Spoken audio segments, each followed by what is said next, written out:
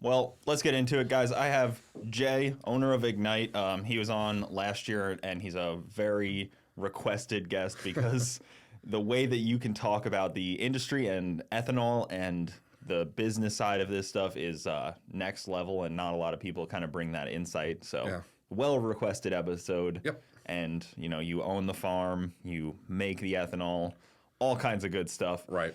But I was just talking to you a little bit before camera about methanol, and I recently heard somebody say all pump gas should be switched over to methanol. Like, because you could probably make methanol as well, right? Can't you make it out of corn? No, methanol is a wood grain alcohol. So it actually is most of it is actually like 80% of it's imported. A lot of it comes out of South America and China.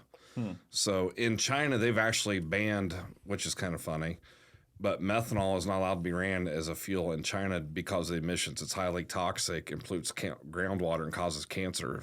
Actually, if you go back, a lot of the IndyCar crews back in the day when they were running methanol all had lung issues, health issues due to the emissions of meth. Interesting. So the overall amount of gallons of meth that would be needed, that would never even come close to happening. It's just not an attainable thing. No. Because when I was explained it, you could make it from petroleum as well.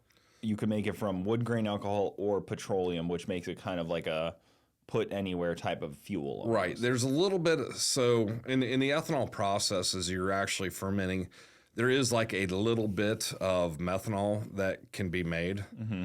But it is, siphoned off. Not really siphoned off. It goes into the regular gas, but you're talking like 0.003, like very, very little.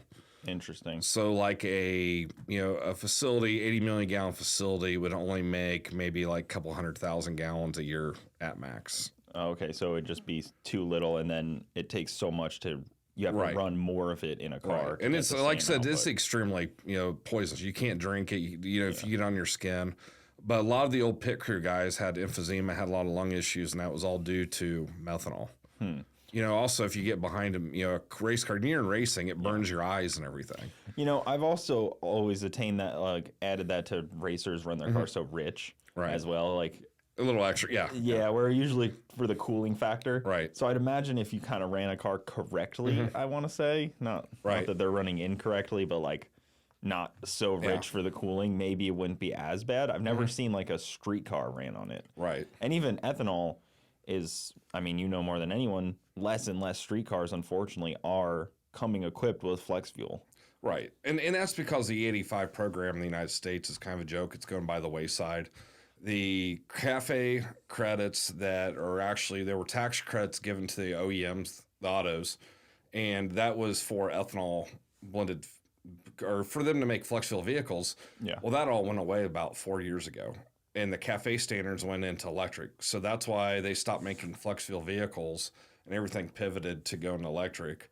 And on methanol, it's been a long time. It's been 8 or 9 years. When I was at DOE, when we go up there for meetings and talking, it was a hot button about the government was looking at banning it, but I have no clue. I've been kind of stepped. I'm not used to know more about it, but now it's foggy in the government with everything going on. Flip a coin. Who knows what they're thinking? Department of Energy, DOE. DOE. Yes. So you were going to meetings with them. Yeah, and we had, because I've been in a lot of meetings on wind power, solar, ethanol, renewable diesel. There's a big thing being talked about right now, and I don't know if many of you out there. It's called SAF. So it's for aviation fuel. It's what the government is trying to do is knock out 50% of the emissions out of aviation fuel. Oh wow. So there's a big push in the ethanol industry to get ethanol so to qualify for SAF. But the issue that you run into is it takes 1.9 gallons of ethanol to make 1 gallon of SAF. And the pricing, and then the government put out like $1.25 or $1.50. I can't remember the number off the top of my head. But there's like a tax credit for that to be able to be made to try to make the price of ethanol cheap enough for the airlines to want to be able to use it. But it doesn't make sense because corn ethanol will not be a SAF. It won't be good to be used for it because the CI, which is the carbon score, is not low enough. It doesn't pull enough carbon out to make it qualify.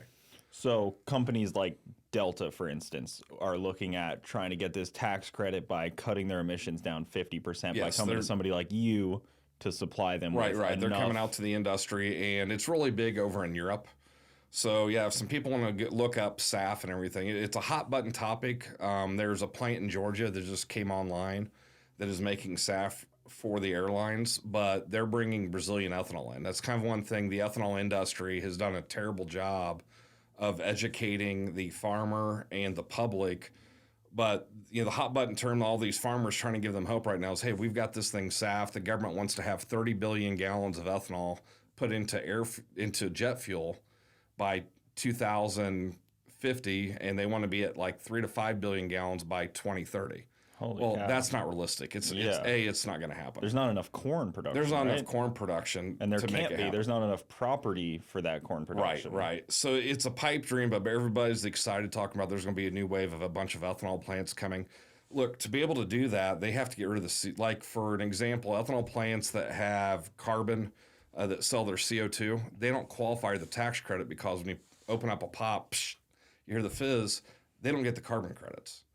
So literally 60 out of probably about 60, 65 of the ethanol plants out of 215 actually have carbon facilities with them where they pull the CO2 out, scrub it, clean it, and sell it. Yeah. So those wouldn't even qualify. So you're wiping out basically like almost a third of the industry already. And then there's For clarification, though, on the CO2 credits, you're talking because like your byproduct of making ethanol is you sell CO2. As you fermentation, you give off CO2, then you collect it, gas, and then refine it. Yeah. And then so you sell get the it. tax credit for that, Right. but you can't get Well, both no, you don't get credit. the tax credit because it's being released, even if it's used. So right now they're working on trying to create a pipeline to go from like North Dakota, South Dakota, Iowa, Nebraska, Illinois to pipe the CO2 and then put it underground with carbon sequester or carbon, whatever you want to say the word is. Yeah. But anyways, they're wanting to do that, and it doesn't make a whole lot of sense. The amount of time it would take to be able to do that, the amount of money you've got to have for every ethanol plant, and there's a big, there's a lot of pushback because they're wanting to take people's ground by eminent domain to put in the pipeline. So some are for it, some are against it. You got a lot of ag people, farmers that they don't want a pipeline ran right through the middle of their farm. Yeah. So, and then by the time you do it, we're talking 5 to 6 years down the road by the time it would ever get up and running anyways. So it just doesn't make a lot of sense. Just for CO2 seems Just weird. for CO2, exactly. It's a very niche product. Like it's not like if all CO2 kind of disappeared tomorrow, we just wouldn't really like. It's not like a necessity, right? Like like there's not many things that are like, oh, you're not getting your heat in your house if there's no CO2, Well, right? Like it's not. So kind of one of the things It's that not like happened. fuel pipeline, Right, but like kind that's of- needed. Right. Because like I said, they're just basically wanting to pipe it, put it down underground, giant storage. One of the things that happened during COVID is when everything went on shutdown. And if you remember, like Coca-Cola, beer companies ran out of CO2. A lot of your meat processing facilities closed also not because of people being sick. They use CO2 in their chillers to help keep them cool. Okay. So there's a cause and effect a lot of people don't know about with the CO2 that literally 65% of the CO2 in the United States that is used in the industrial world comes from the ethanol plants. Okay, so it's heavily supplied by you and whatever people in your industry. Yeah. Correct. Okay. Yep. So if it goes away, like I said, that's almost a lot of your meat processing facilities. They all use CO2 for it. It's so weird because like there's these byproducts of even like petroleum when you refine it, like they need to make gasoline to make diesel. Like there's like byproducts of these things that need to happen for the other ones, and this like this weird kind of domino effect, I guess, that happens. I had a guy call me wanting me to work on a project from New York, probably been back early December, and we got in an argument over electric. He was anti-oil. We don't need oil. I said, well, what in your life do you not touch that is not part of oil? I mean, there's so many byproducts, plastics, everything else. So you want to get rid of gasoline and diesel fuel. What is that going to do to like Tupperware, your plastic, your water bottles? Yeah. Everything else, people don't think about that. What's the price of your everyday goods? Even in all of your clothing, it's got some form of petroleum that is sprayed onto it to help protect the fabric. So what is that going to cost you in the reality of life with everything else that you've got?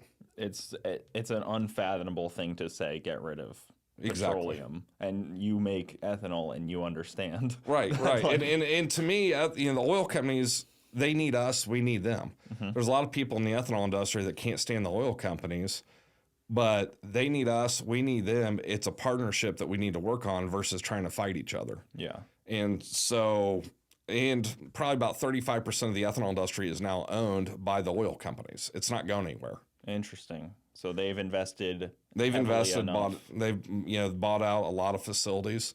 And so it's not going to go away. The only thing that'll make it go away is the EPA. The EPA is anti-agriculture.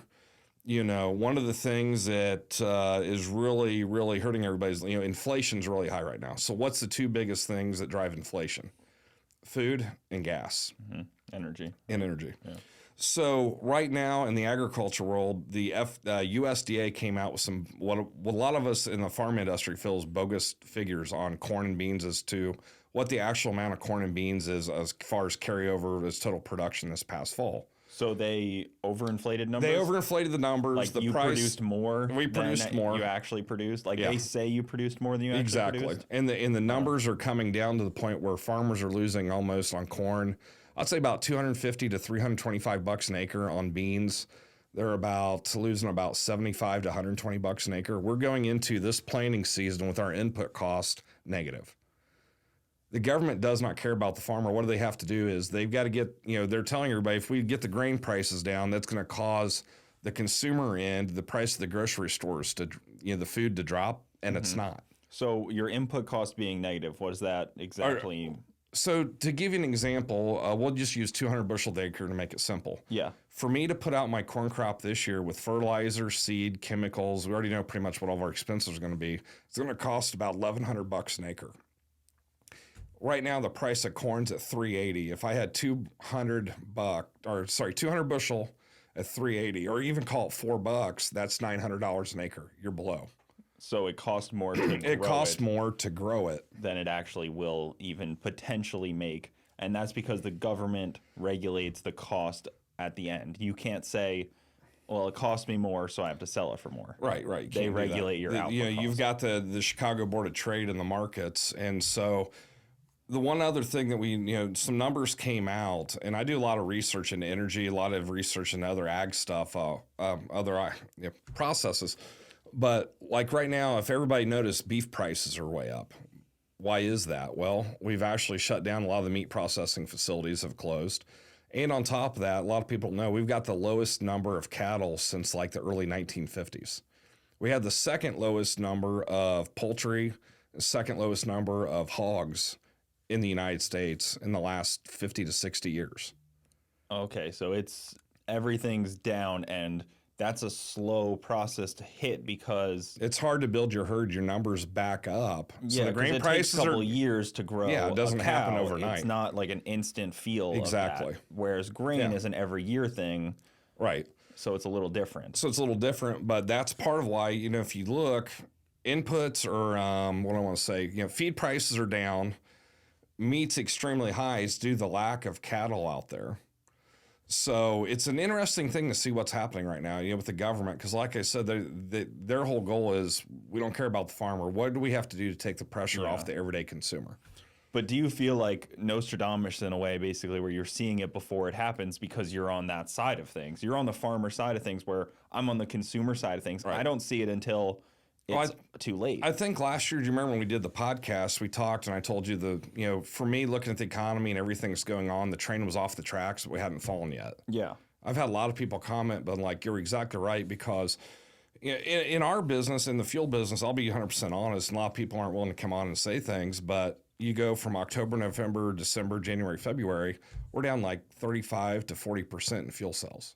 The economy is really starting to take hold. I've got racers every day calling, saying, hey, rather than buying 4 drums that I'd normally buy, I'll buy just 1 or 2 to just kind of get me by.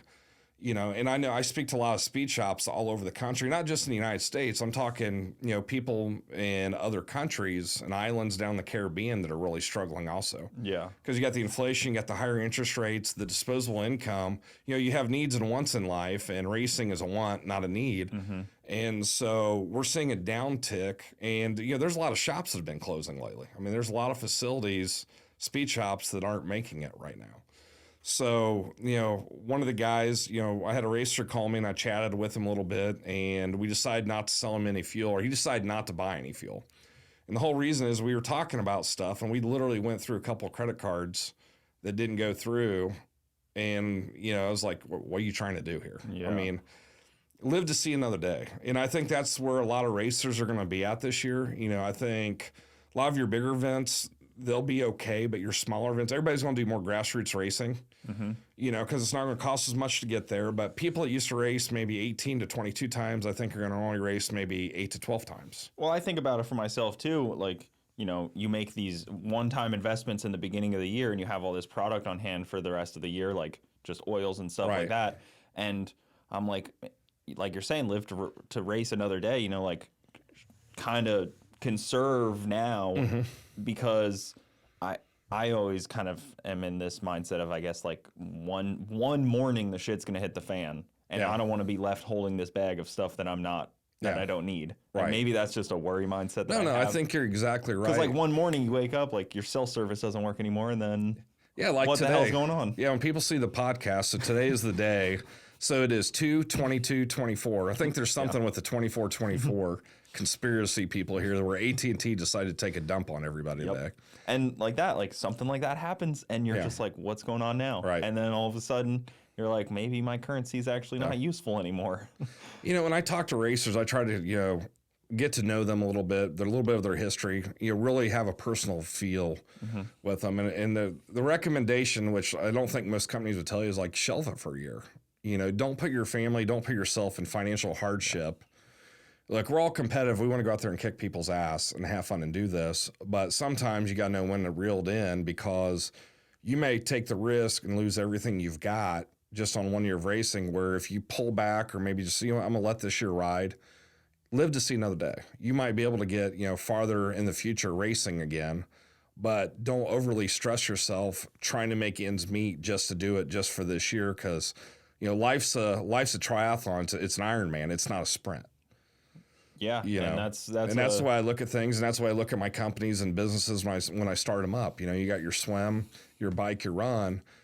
You got ups and downs with everything, but just take your time. Don't make any knee-jerk reactions, and don't especially when things are tight like they are right now.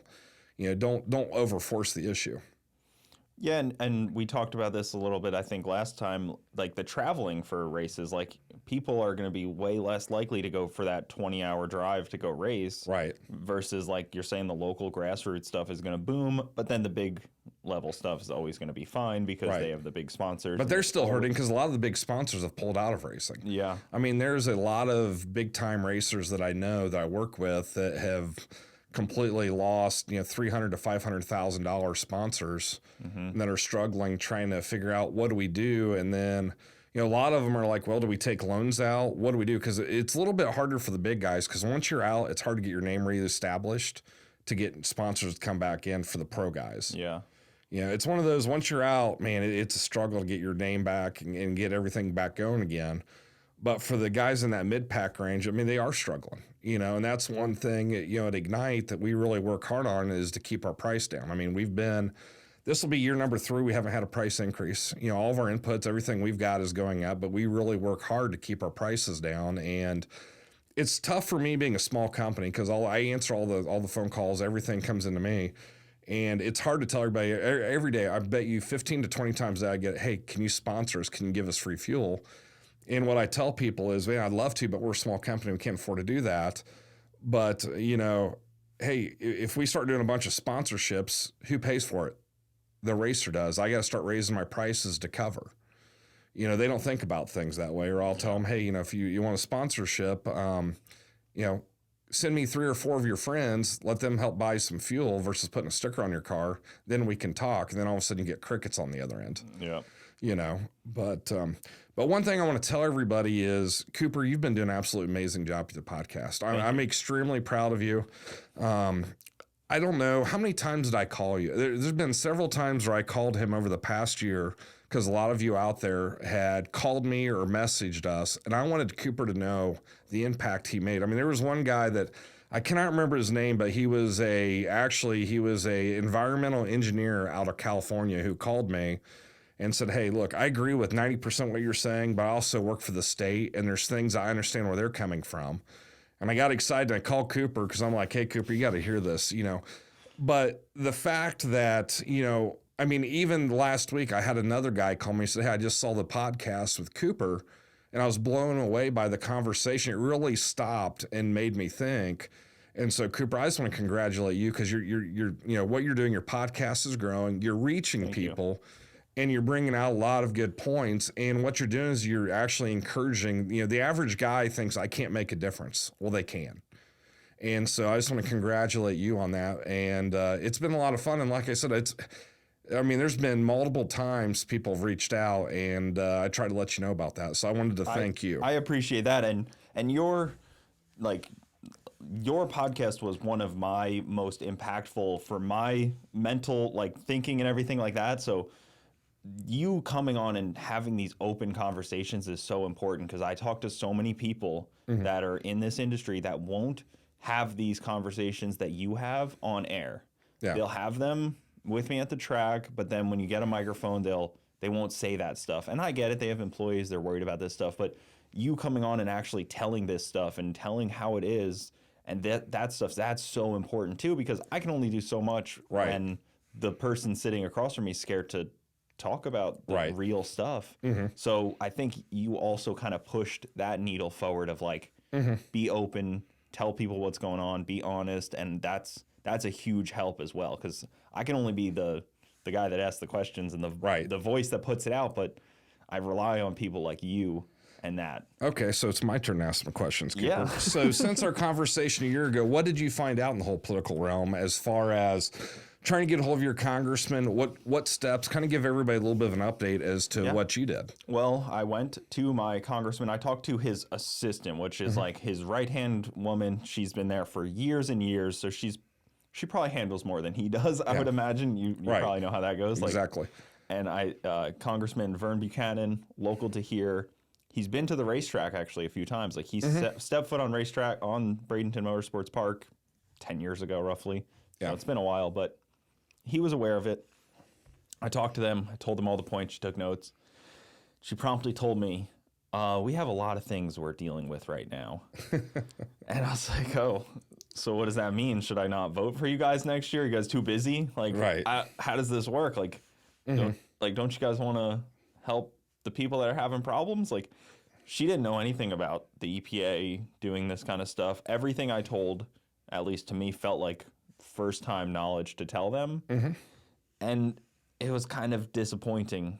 And I felt heard, but then I felt like it was all kind of the page got ripped out. Right. And, that was it. Well, I'm glad you did that, because that's the beginning first step. It's like an alcoholic admitting they have a problem. The toughest step is to go to a room, which I'm not saying I'm an alcoholic, but I do like to have a little fun though. But you're right. A lot of their staffers, you've got so many crises going on around the world right now, and they know a lot about, they know very little about a lot. And so that's where, as the racing community, we really do need to pull together more and focus on educating their staffers. I think I told you last time, you might meet the congressman, they might know little, but the staffer each staffer usually has a design, they're usually in charge of one type of thing. One's ag, energy, EPA, another one will be healthcare, another one will be veteran services and all that type of stuff. So I'm proud of you for doing that, but that gives you an example out there to everybody listening. Don't be afraid. They don't know what they don't know. And so it's very important for us to keep the pressure up, because, this thing is not going away. The EPA has actually turned up the heat a lot more on the racing industry. And things are, we got to keep battling and fighting through this. We got our backs against a wall. It's interesting you say that, because lately, a lot of the conversations I've had with people is nobody's been hit really in the past few months from what I've heard and seen. So a lot of these people are trying to lay as low as possible, which I think is going to be the downfall, to hide. Right. And then not like try to avoid fighting and let them just keep chipping away at things. Right. And No, that's what I worry. it hasn't stopped. They're going after like some bigger companies, different type of things. There's stuff happening, just haven't heard about it. Because They don't say it. They don't publicly it's not announce just it. it's not just in the drag racing world. It's now starting to happen in the UTV world. It's happening. Guys are getting questioned in the wave runner and jet ski world. So, like you said, the contacts, the people that you know may only be just strictly, drag racing. What is what is their core business? It's that, but they're actually going into other things also. I know you're pretty well in the wave runner world. That's interesting that they're touching on that. They're keeping a very close eye because there's actually more UTVs sold now in the United States than our F-150s in a year. Think about that for a minute. And they probably have a pretty good grasp on the OEMs. On the OEMs and, Can-Am, Razors, all that stuff. They all have to meet emission standards. Well, everybody's, modding them up. It's one thing in your retuning, but everybody's turboing, putting some nitrous on them, doing different things to them. So that world is really being looked at. But off-road was supposed to be the whole thing. Right. Off-road use was supposed to be like the blanket, you're good. Right. I know parts manufacturers that they put off-road use on all their parts and they think that's like a free pass. No, it's not. And I worry that they're just Right. selling these things that they think they can get a free pass on. Mm-hmm. And that's a worry to me. Right. Yep. Nope, I agree with you. And I don't know at some point it comes home to roost, I guess. Like right. it all comes down. Mm-hmm. Like one day the hammer's gonna fall. Right. But we are all being so quiet. Like people get hit and they don't publicize it. And then people just think that they're good and they go about their daily life. And then eventually, I don't know how it all just swirls and happens. It's the same problem the ethanol industry had. They relied on the government to do stuff. And then the oil companies kept attacking and they were on the defensive mode or they were quiet. If you want to push the envelope and you want to push it forward, you got to meet it head on. You got to go for it. Mm-hmm. And I agree with you. I think the industry being kind of quiet, not saying much, everybody's ducking, everybody's afraid to say something to draw attention to themselves. But I think it will come back and hurt the industry most definitely. See, I'm in a lucky situation where I don't have employees. I don't have anything to sell. I don't you can't the EPA really, if they can come at me for my 1-2 race cars, but right. I'm not like these other business owners that have 10, 15 employees that have things to sell and they rely on this stuff. So I can say this kind of stuff, but most people are a little bit afraid to. And everybody's just waiting on the knock at the door. If you ask them, they're not going to be shocked if it happens, but everybody's prepared. It's not the if, it's the when. Yeah. And so that's tough. And there's a lot of guys losing a lot of sleepless nights. There's a lot of great companies out there that I talk to. A lot of the guys doing the engineering, working on the ECUs, doing a lot of different type of stuff. And they're all trying to figure out, how can we do things to protect, our company or assets, but also our employees. I know some of the companies are now, when you go to bring a car in, you can't drive it in. Everything gets brought in, is pushed onto a trailer, pushed off. They don't start them up. They don't drive them in. That way the government can say, look, hey, it came in here. It's a race car. It went in and out, but no more driving things in or out of the shop. What a stupid, hope that will be okay. Right. But they're just trying to... It's a weird defense. It's a weird defense, but they're trying to do that. They've got, they're doing that. They're writing a lot of legal things that, hey, if you buy a car and you do all this is for track use only. Yeah. You as a purchaser have to sign this, that if you go out and you do this is on your own and we did not know about it. Yeah. So it's kind of a cat and mouse game. But even that, the track use, they don't care that much because if it has a VIN number, it has to meet emissions. Right. That was the whole RPM Act. Exactly. Where did that go? She's gone. How much money did PRI grab on that one? And has anybody even heard about it lately? Or? If you donated to the RPM Act, you should be asking questions. You need to. There's people that have put money up to that. Yep. That deserve some answers. Mm-hmm. Not even should have to ask questions. They deserve answers. And the guys that got nailed that PRI used to help them raise more money, what did they provide them? They provided them no services. Yeah. They didn't use any of the money from PRI or SEMA to help fight their legal battles. Say, hey, they've got attorneys on payroll. They didn't do anything to help those guys out. So, and the only person that I currently see still in this fight, I have to shout him out, is Corey at PPEI, because He's a wild man. He's like the only person that's been hit that's not just like curled over and died. He's basically. like, screw you. Yeah. He's like tooth and nail, like fighting it. And, you know, we talk all the time. Like we talk frequently. He's a good guy. He wants to come on, but he can't tell his story yet. Right. Because he's still an ongoing story. I think one of the best posts I ever saw was when he did a post about the presidential limousine and how it's got his tune in it and how it's illegal. The Beast. The Beast. He's the Beast is illegal. DEF delete, and it's got a tune from him in it on the trans. Exactly. So it's kind of funny. It's not funny, but funny. You know. It's ironic. It's, yeah, exactly. Yeah. What does Elon Musk say? The most likely outcome is just the most entertaining one, and that's kind of how this ends up being. Is just the most entertaining levels of situations where like things that don't make sense like that, where he's getting sued by the federal government and tuning the most important vehicle for the federal government. Yeah, it's such a shame. That's the nature of the beast right now. I mean, it's an interesting year. You know, politics. I get people contacting me that don't like the stuff that I post or stuff that I say, and I tell them, look, politics affects everything I do, whether it's on the farming, on the ethanol, on the racing fuel. There's, you know, people don't like to hear about it, and I voice my point of view, and also I voice, you know, I do a lot of research. I don't usually come in when I state a fact. It's because I've researched it. I didn't just look online. I look at data. I look at other things to come about with my decision and come about what I'm going to say. But, you know, this election is very important, you know, for the racing world.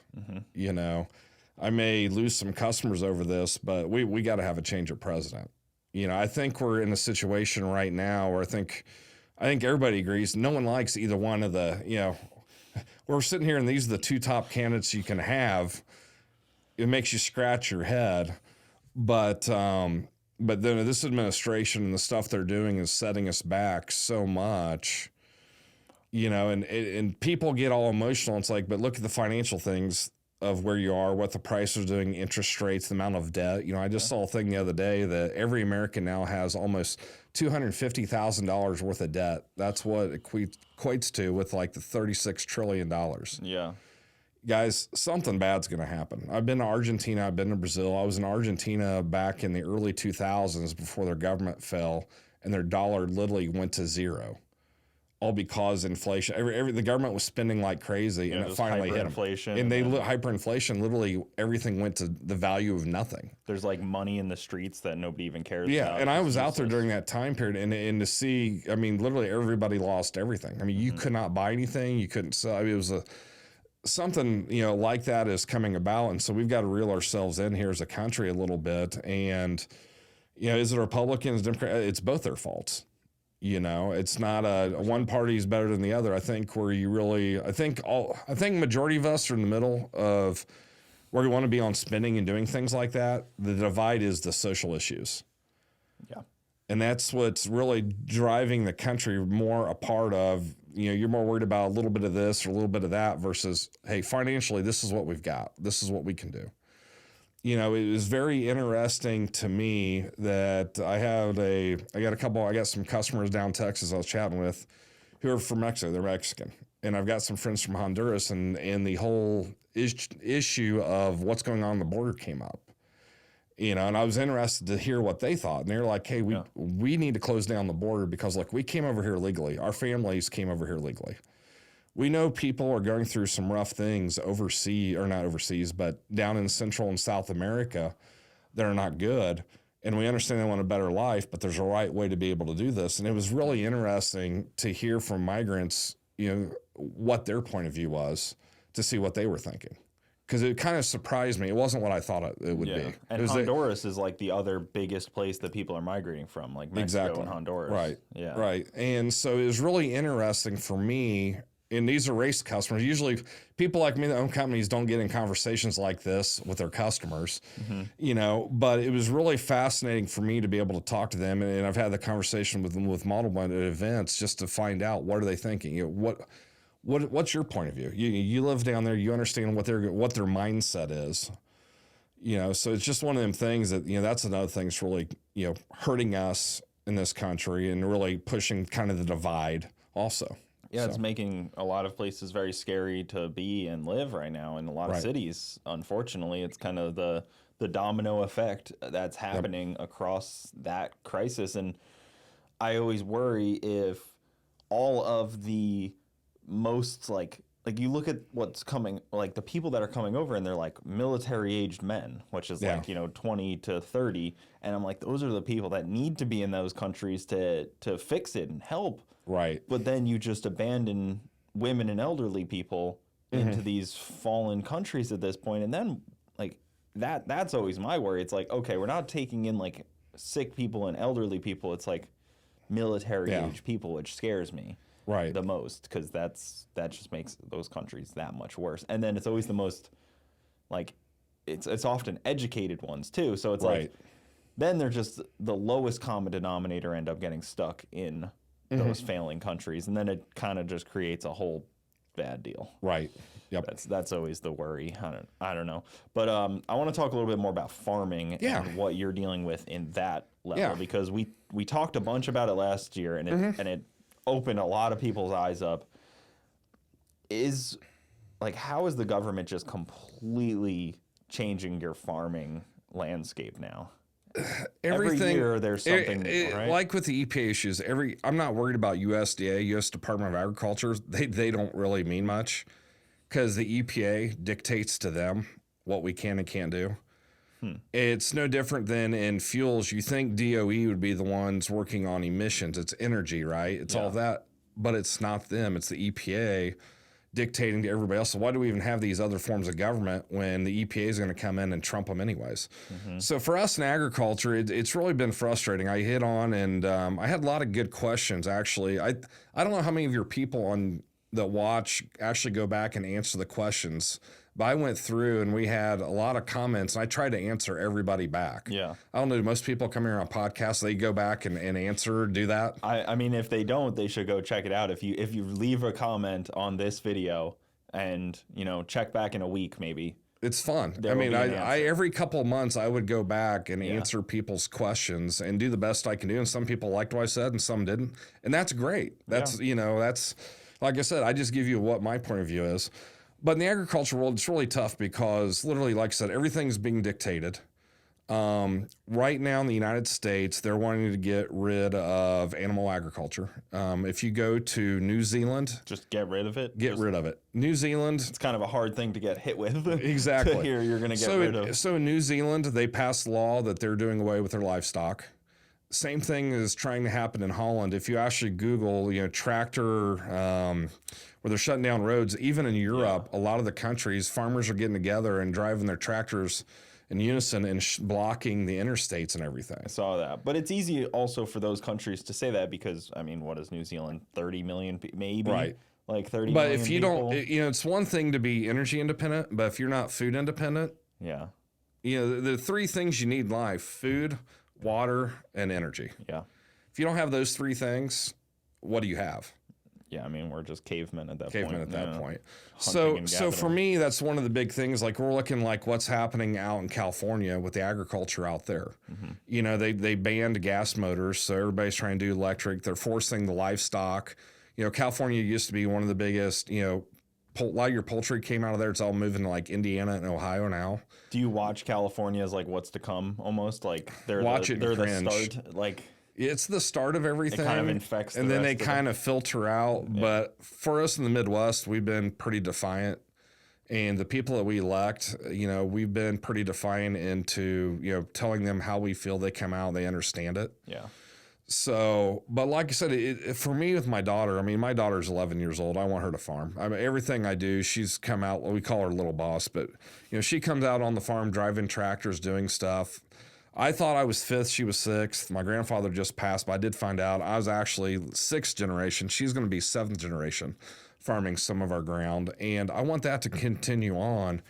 And the government's going to make it almost impossible with things. Yeah. I mean, like I said, the amount of regulations, they're regulating what we can spray, when we can spray. They're trying to tell us offsets.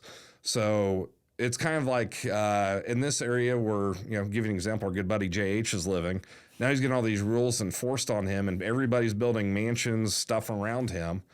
but you have your right to live. You have the right to do whatever you want. And they're trying to force him to do things that he doesn't want to do with his property.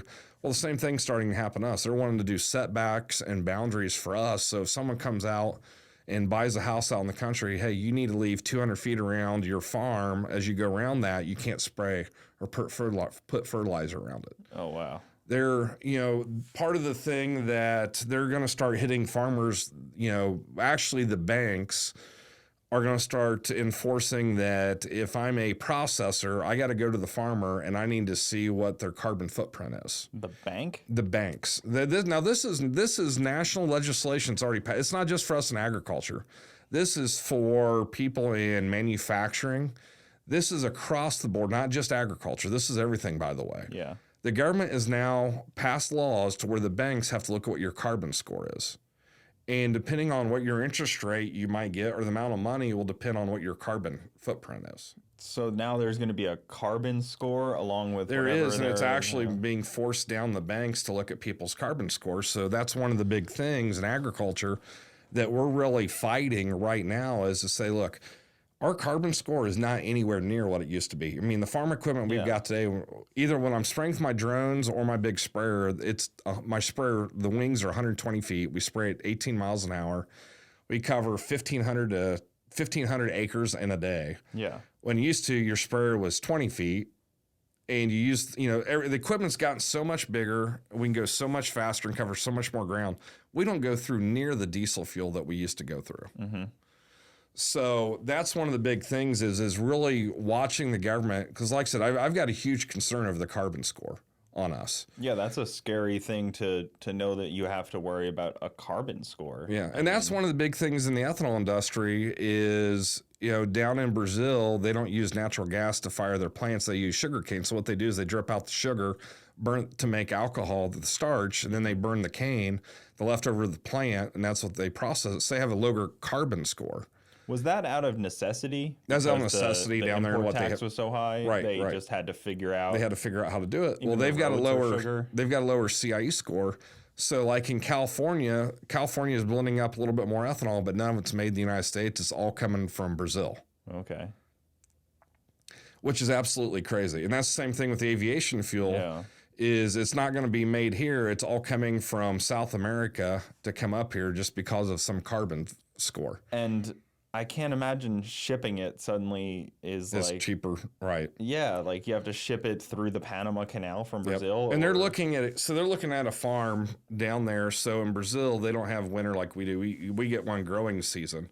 So the other reason that they get a better carbon score, CI score, is they can get 2 crops versus 1 crop. Mm-hmm. So what they're saying is, well, that one piece of land is giving off less CO2 because you get 2 crops per year out of it, which is absolutely crazy.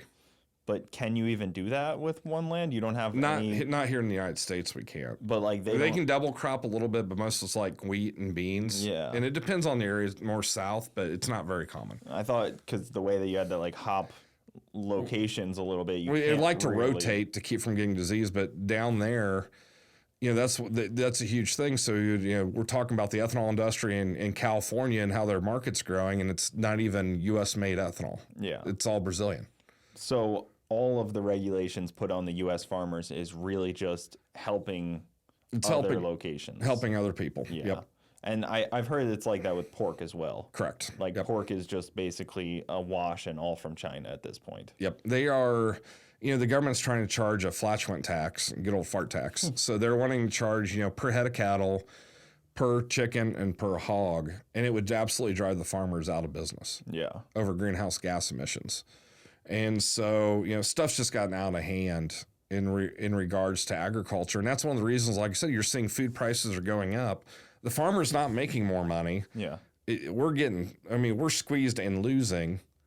And what do you do? There's no way to please the government. And you got these radicals out there that say, we want to get rid of meat. Well, you don't want me spraying our corn. You don't want us putting, chemicals, insecticides, pesticides, different type of things on our crops to allow them to grow to maximize yields.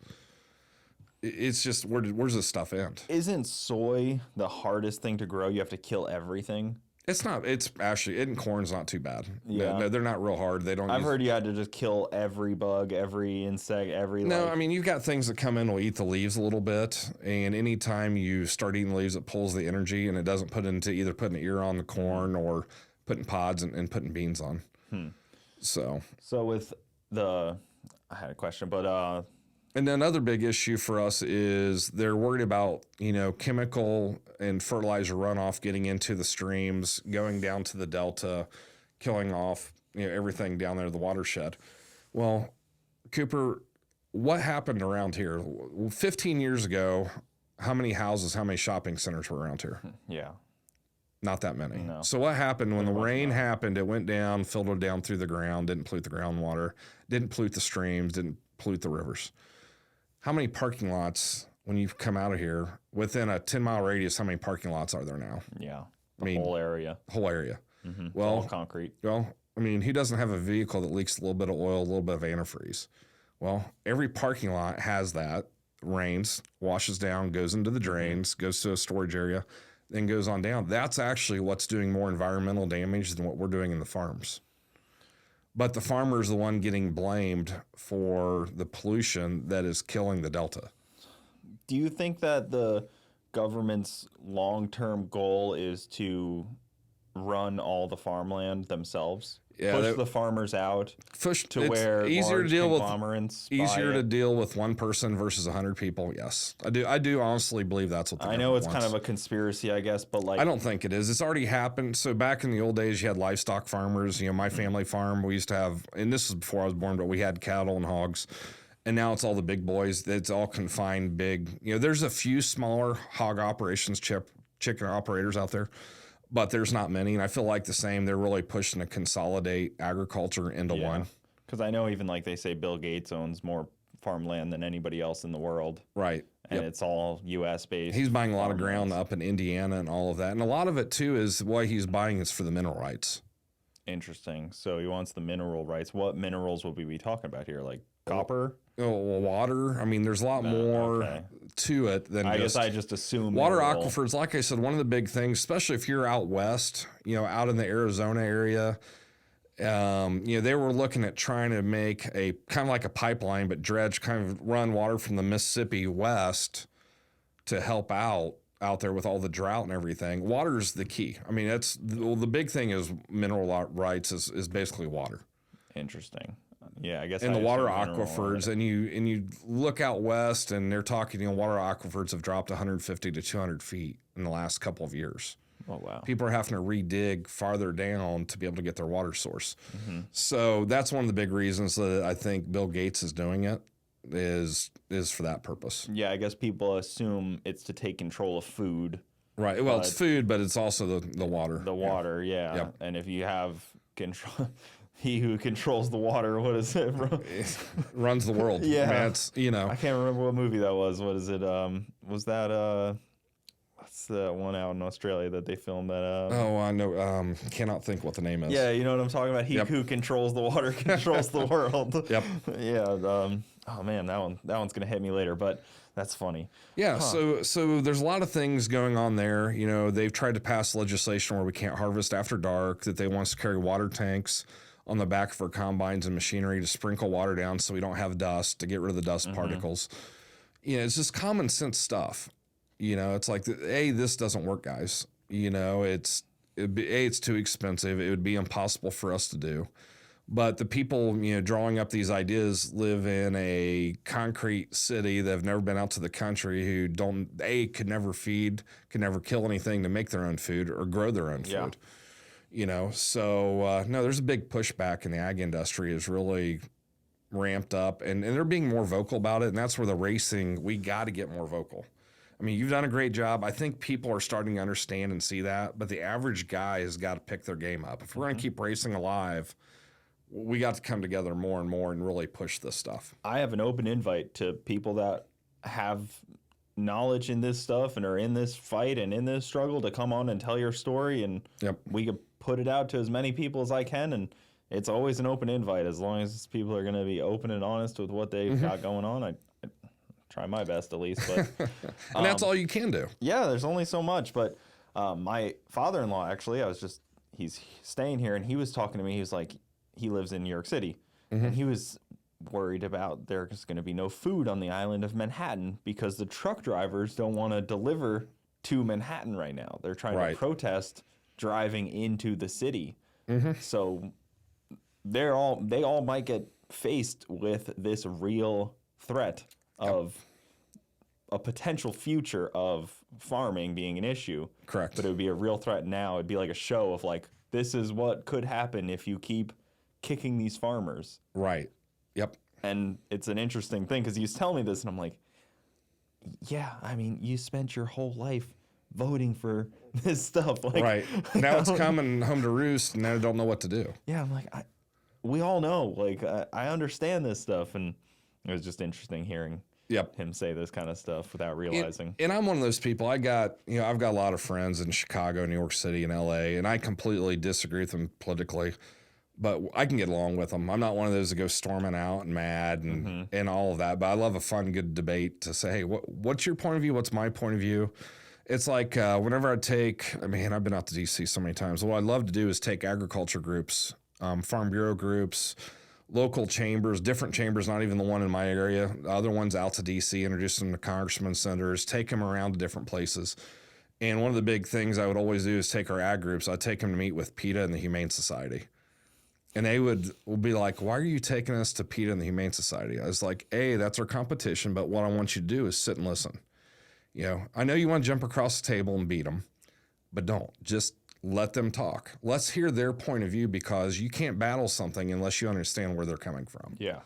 So I would lead the meetings, and literally, I remember one time we had this guy, I can't believe you'd bring us here. He had a hog confinement operation.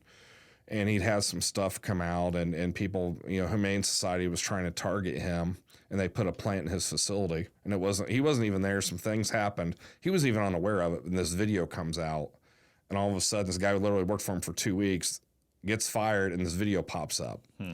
And so he's like, I can't believe you brought me here. These guys, they're suing me. I said, well, just don't tell them who you are, because they don't know. Yeah. But let's hear them out. Let's hear what their point of view is. Don't argue with them. Let's just listen to them.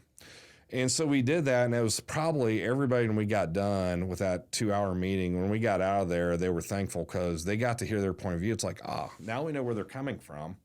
Now we know how to combat that. Now we know when they're out telling the public, hey, this is what's going on. This is what we're doing. Now we get it. Now we understand what you were saying. Listen to them, argue, push them back a little bit. But then because they're going to tell you what they're going to tell you. They're going to explain to you exactly why they hate you and don't like you and why we don't, we need to save every animal. Animals weren't made to be eaten. But, so that was another thing that I really enjoyed doing was bringing them out. And I really do want to take a group of racers out to Washington, D.C. Last year, things kind of got crazy. This year, I don't know if it'd make any sense the way everything is this year. But I'd like to take a group out to D.C. and literally say, hey, let's go meet with some congressmen, senators. Let's go meet with the EPA. Let's meet with DOE. Let's go meet with SEMA because they've got lobbyists there. Let's meet with everybody and really let you guys, I can line up the meetings, get people around, but kind of let everybody kind of get it started, then let me step back and let you guys take hold because they need to hear from all of you what they know what my point of view is, but they need to know from you guys what your point of view. And you did a really good job last time of really describing hey, the economic downfall of racing is how many jobs. As you go and you start peeling back the layers, you may have this brake manufacturer that relies on this other company, or you've got this exhaust company. There's so many other hands involved in this that people think, oh man, racer. Well, it's only one racer. They ban racing. You're just losing one racer. Well, there may be 10 to 15 other people that help bring that car just in the parts, the labor, all of that to that. So that was one thing. A lot of the people that reached out to me, you really opened their eyes. They really never thought about that effect. This huge, it's like the rivers all kind of run to the same spot in a way, I guess. Exactly. And it's just, thankfully, racing is stronger than ever right now. There are more people that are filling stands. There are more racetracks. There are more racers. I know we're talking about the economic downfall of it coming, But I think the crowds now, are bigger. It is massive. There are so much interest in actual drag racing and racing in a whole. Like Daytona 500 was packed. Like all of these events are filled, and it's really good to see, Right. and that's strong. But like the government and the EPA don't care about that. No, they don't care. That's not their concern. They're not concerned how many people like something. Right. They're concerned about how potentially bad it is for the environment. Yep. So people can you can, even like what happened with our local deal where we were fighting for Bradenton. They don't care how many people showed up that day to watch the race. They Right. don't. They just care that somebody is trying to build homes. Yep. That's the end goal, is will somebody build homes there? Right. And that's going to happen. We all knew that was going to happen. Right. It's impossible to stop it at that point. It was kind of, it's kind of a pipe dream in a way to Right. think we're going to stop it. You just hope that you can just fight through it Right. for 10 years, hopefully. That's kind of it. Right. There's a cap. We know it's like 10 years. It's going to be Right. probably gone. I was blown away. I went out there today. Just since I was here a year ago, I can't believe. I never thought there would be a Ruth Chris Steakhouse 15 minutes from the Bradenton track. Yeah. It doesn't make sense. It doesn't make sense. It's absolutely crazy and wild. Sitting there thinking, I drove by, I was like, are you kidding me? Because that was a horse farm, and there was literally nothing out here. There wasn't even 10 houses out here 10 years ago. Yeah. Wow. Now it's just packed. And it's kind of funny because when you start looking at all of those, the whatever they were, the board, they're all shady people too. Well, it's probably mostly people who didn't grow up here. It's kind of like in the small farm communities, the hardest thing for us is the people that move in and then try to change our school systems and bring their way of thinking. And it's like, you moved into our community, we've been doing this. I'm not saying that things don't need to evolve and get better and change, but you come into something and then you start wanting to make all these crazy changes that 99% of the people here do not want. The ones that were here originally, that really care, that love this place, are going to be here for life. You grew up here. A lot of your friends, their families, they all grew up here. They want what's best for the community. These people coming in throwing dollars, cents, and houses. This place doesn't mean anything to them. Well, this area, it's even called Lakewood Ranch. It's supposed to be like a ranchy area. Yeah. It's not at all anymore. And that was the goal of when people first moved here in '96. They were like, oh, Lakewood Ranch, it's be right. I have an acre property. That's kind of what you imagine the whole kind of area would be, 1 acre houses, kind of people have chickens and that kind of stuff. But then it's evolved into not that at all. How many houses can we fit per acre is the goal now. And they petition the zoning boards to allow them to put 3 houses per acre instead of 1. Right. And it's just crazy. It's I get the price difference and you can make more money, but that's not, it just sucks. It sucks to see. After the baby boomer generation goes through, there's going to be a big lull. It'll be interesting to see how empty everything gets after that. Yeah. Because in 20 years from now, it'd be really interesting to come back. All this growth, everything that's happened, there's going to be a massive vacuum after the baby boomers. And it'll be really interesting to see what happens at that point I think they hold 80% of the country's wealth currently. Right. And they're very towards the end of even, they're very towards the end of their generation of being here. So it's it's going to be a crazy thing, like you're saying. I've seen a lot about that, and it's kind of it's going to be weird because there's a lot of them and not that many of the next generation. So Cooper, you've had some life-changing events coming up with the little one, and I know you do a lot of the podcasts with your wife and the baby and everything. Where do you see yourself in 10 years? Oh, man, that's a crazy one. I hope to still be doing this podcast. I hope to still be racing. My son will be 10 years old. I guess we'll be at the track with him. That's the goal. Yeah. But, man, it sucks to say be doing the same thing in 10 years. But, if I can keep doing this podcast, that would be my goal. Yeah. Racing's a great hobby, and I'd like to keep it as more of a side thing. Yeah. Trying to rely on a race car to make your content and your money and everything is really tough. But if I can rely on kind of, this, I grew up loving talk radio and talking to people. So if I can kind of make this more of like a permanent thing in the automotive community, would be my hope for the next 10 years. You know, have on more influential people and have more interesting conversations is always my goal. If you could go back 10 years, what would you tell yourself? What would I tell 18-year-old Cooper? Man, I would probably tell him, I mean, do exactly what you did, because it was pretty great, you know. Spend your time hanging out with Garrett, you know, go cruise around the country. You're gonna be tired a lot of the time, but like just I would tell him to just say yes more to opportunities and like things like that, because like there were times where like an interesting opportunity popped up and I'd be like, I'd rather you know, stay in town this weekend instead of go travel 20 hours to Indiana or whatever it is. So I'd probably say just say yes to all the opportunities, go on the road as much as possible, because now I don't want to be on the road as much. So it kind of, that would probably be my thought. What was your first car that you fell in love with? Oh, man. What was your first? I love asking this to drifters. Like, I love talking like Frederick Asabo, all my top drift guys, and they all laugh because they're all embarrassed. Like, man, I had this Honda Civic, you know. But what was the first car that you had? Like, what really tweaked your interest? And what was your first vehicle? My first vehicle was an SUV. I grew up around trucks and SUVs, so I was more on that level. I was like, like a diesel F-250 is like peak. I didn't really care about the square cars. boxed ones. Yeah, the bigger. It was like when they switched to like the really like the new level ones, where you know, it was like 2007, 6 when I started to like get my license. Like, I forgot you're quite a bit younger than me. I was thinking 14 years off of you still. But that was when like getting a vehicle started to become a real thing. So like to me that was like peak, and then suddenly the trucks became luxury. They weren't just like work trucks anymore. Right. So they became like these cool, nice King Ranches and stuff. So it was always trucks and that kind of thing. Gotcha. And then I got my CTSV and I loved that car. But the first car I really experienced was actually Garrett's Subaru STI. Funny enough. Yep. That was the first time I was like in a car that made turbo noises and was modified. Oh, that's cool. Yeah, and it was a cool car. It was a good experience.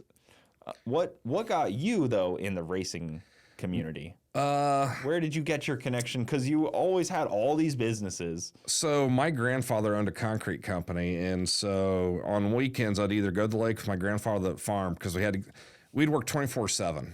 If we didn't go to the lake, the only thing to keep from killing ourselves working was we'd either head to the lake with him, or my other grandfather owned a concrete company and he loved going to dirt tracks. Okay. And so I grew up it was one or the other. I was either at the lake or at a dirt track. I'll never sitting there. Oh man, I'd love to. Put concrete. I'll never forget. I was like 8 to 12 years old in that range, and we always go all the time. And my grandfather would give out hats to people, and there's this old drunk guy in Montpelier. This dude came in looking like a slob. I mean, just grease all over his face, wouldn't shower, and he always had my grandfather's hat on. And I could just picture this guy's face today. And every race we'd go there, and I'd be so embarrassed. And twice a year, I'd give him a new hat. I'd be like, here, can you at least take this one off? And I'd give him a brand new one. But it's memories like that that make me kind of get back and laugh. And then I kind of got out of it, started water skiing. But really, when I jumped into the ethanol industry, I had no ties into racing. My grandfather had passed. It had been 6 years. I probably hadn't been to track in 6 years. But before I started up CIE, I really wanted a way to educate the public on the benefits of ethanol. And so that's how I dove back into it again. And it's like, I think on the last podcast, I mean, I jumped in. I didn't race. I didn't have a car. I didn't know anybody in the racing industry. I had a couple of friends that started doing some dirt track stuff. So, I mean, I completely jumped in and would go to events and nobody knew who I was. Yeah, you were door to door. Door to door, just beating the horse down, just trying to get anything I could get. Yeah, we talked about that on the last one, but we didn't talk about, I guess, what even got you interested in racing. And so that's why I did it. I wanted a way to, because back then, ethanol wasn't common. There wasn't E85 at the pump, and people were scared to death of ethanol. And I was saying, look, if a wave runner jet ski, if anything can run 85 to 90% ethanol, you have nothing to worry about in your vehicle running 10% ethanol. And so I thought as a way to educate the average consumer and to really break down the doors for us at CIE, that's why I jumped into it. Yeah. Huh. Interesting. Because, yeah, we talked about the second part, but I guess the first part is crazy because the racing, like, you're a business Literally, person. I had no to see ties racing in. and be like, oh, that's the business I'll go for. That seems crazy because Right. I talk to business owners all the time and they're like, yeah, racing's not the business to dive into if you're trying to get rich or Right. No, make a it's bunch not. of money. It's No, a no. passion hobby for sure. It's a passion business. It's a passion business, and the thing I like, and a lot of the people like me that we go to so many events, we've been around the world, and it's kind of like to you, kind of a race is a race, but it's the people that you get to meet, it's the relationships. That's what makes it more exciting. I mean, I want to go to an event, I want our guys to kick somebody's ass, I want them to win number one. But at the end of the day, when you go to events, it's like you get to see old friends. You get to see people and catch up. Like I love coming here and being able to catch up with you and hear about your little one and, hey, what are you up to now? And seeing your new studio. This thing looks amazing, And so for me, I love catching up with people. And that's probably one of the reasons why I've been so successful with other businesses, because I'll go places, we'll talk, but you may be another business owner. I have an idea and I'm actually able to spin off some of my other business concepts. You never know who you're going to run into. Yeah, so we didn't even really touch on that. Like, Ignite is not your main thing. No. Like, no. you are well diversed into several ton of other things. Correct. And there was things that you couldn't even touch on and probably still can't. Still can't. Maybe someday. But no, it to me, I love it. It's the people. Yeah. I mean, it's the people, it's the drive, it's the challenge. I had dinner a couple of weeks ago with some friends, and they were asking me, starting up companies for me, it's not about the money. It's about the challenge. It's the thrill of the hunt. Mm-hmm. It's going into a market, going into something new, being told you can't do it, which everything I've jumped into, I've always been told you cannot do this. And I find a way, and it's not that I'm smarter than anybody else. I think I have a better work ethic than most people, outwork people, but I also find good people to surround yourself with. I was with someone the other day that's really struggling in their business. They would like to kind of veer off and try to do something different, but they can't give up the control to let somebody else come in to kind of oversee and help them. Mm-hmm. And I want to give a shout out to Matt Stover, who works for me at Ignite. This kid means the world to me. He's pretty much taken over Ignite from me. It's his show to run. I love him like a brother, and I'm very proud of him. But the hardest part for me was I was so hands-on with everything. I was actually able to accelerate and do 10 times more when I found somebody that could delegate. And you incentivize and you work with them, because the number one thing in the world is you're only as good as your employees.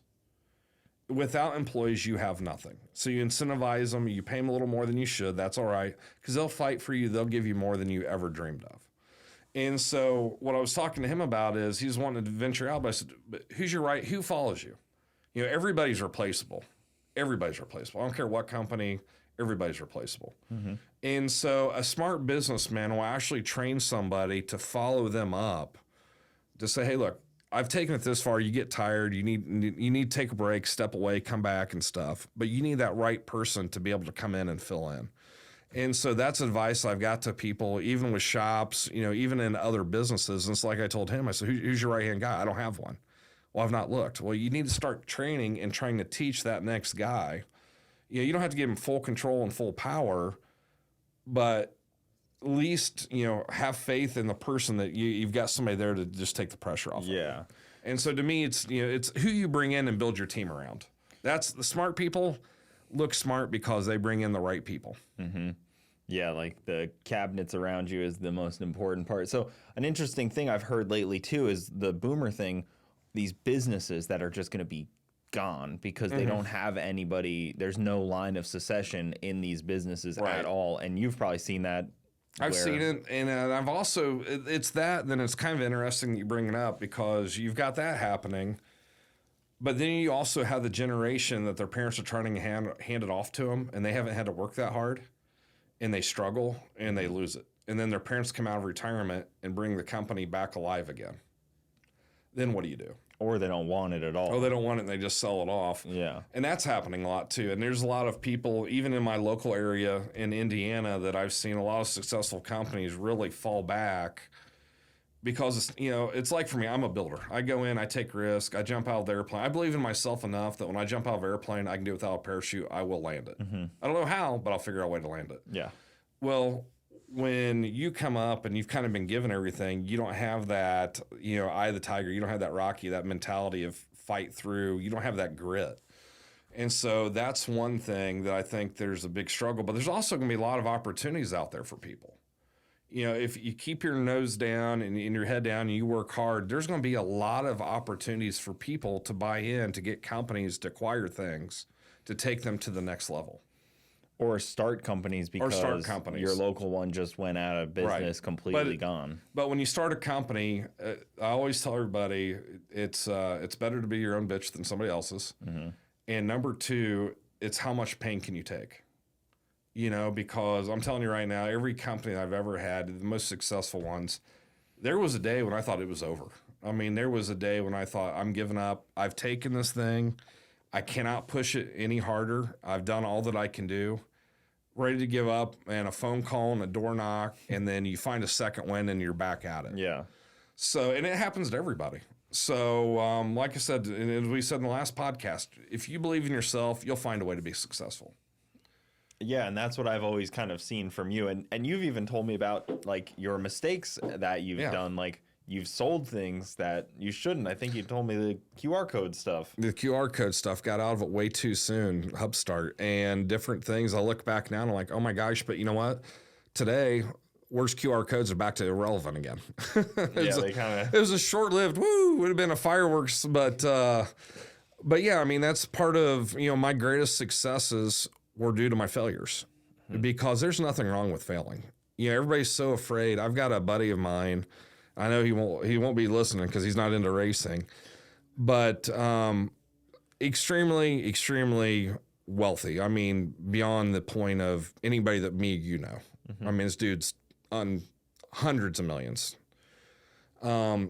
He's afraid to take a risk because his dad was very successful. His dad came from nothing, built up this unbelievable company. His dad just passed a couple years ago. And so he's afraid to take a risk because he didn't want to let his dad down. I said, dude, you're letting your dad down by not taking a risk. Your dad went bankrupt a time or two. He didn't figure out how to make hundreds of millions and become a billionaire without taking a risk. Yeah, the whole life was risk. Yeah. There. And so, and I told him, and we had a real heated discussion, heart to heart with him, and he's trying to find his way in life. But I said, dude, you've lived a life that very few will ever get a chance to live. I mean, I really mean this dude's has a life, but he wants to try to make a name for himself, but he's afraid to. So it's like, hey, go for it. And it's kind of like that guy. It's kind of hard for, secondary racers. If you look at a lot of the big name race families, it's tough to follow up a Mario Andretti, some of these bigger, and Earnhardt, Yep. When they really found happiness is when they stepped aside out of the family name and succeeded. But it's that risk. And so, to me, that's, you just got to go for it. Yeah, it can often be a curse having that name. Yeah. It's tough. And I understand where he's coming from, but I'm like, dude, you're never going to be happy until you do that. Yeah. Until you do something on your own. You got to have that sense of self-worth. And I think that's maybe a lot of the young generation doesn't have that right now. They're afraid to take a risk. Well, I might fail, or it's easier, and they just look at their phone, and I want to become an instant millionaire. Stuff that very few people hit the lottery like that in companies and make it. I mean, it's blood, sweat, and tears. And the people that do usually make quick money, fast money, easy money like that, they end up broke and miserable anyways. Or they have so much money, they don't care, and they're miserable because they're lonely, because it's no fun being on top of the mountain by yourself. There's plenty of people that made a lot of money on crypto that have nothing currently. Right. Plenty of that I've seen. I mean, I've seen so many of that, so much of that in the car industry too, where you made a bunch of money, so then you decide to get into racing and build a bunch of cars and spend all this money on racing, and that's all fast money gone type of stuff. But I've seen that for sure. Man, it's such a crazy thing to think about, those businesses that are just going to disappear like that. Well, and you know what? It's a two-way street. I've got some companies that I chatted with, looked at going into, and A little bit on it's a little bit on greed. There's a lot of great ideas. A lot of great companies die because people aren't willing to give up a little bit more to get over the hump. They're like, I want this, and this is what it's got to be. And they're so close to making it that if they would just reel it back in just a little bit, they could go. But there's a lot of, there's a lot of great companies. There's been, millions of great companies, millions of great ideas that have never made it. Yeah. So it's just one of the things. You just keep grinding away, working hard, and you take care of your people, and you just keep pushing the envelope. Unfortunately, that seems like it happens a lot where the best ideas don't end up working out because of outside forces as well. Like, Been there, done that. It's been, yeah. I'm sure you've dealt with. It was part of EPA. we were part of a company called Veriana, and it was called Trendex.